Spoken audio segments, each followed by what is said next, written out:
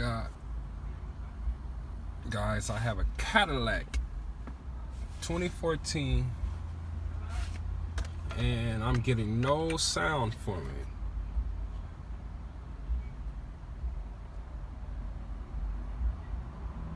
Cadillac SRX,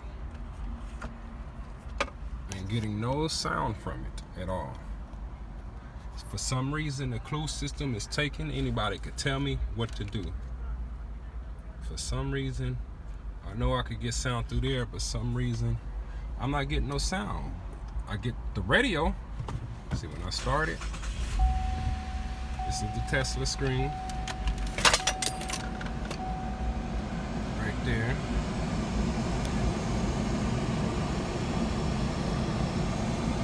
It's the Tesla screen, and for some reason the radio just automatic takes over. So we're gonna see how the radio just automatic takes over. It's not playing from this radio.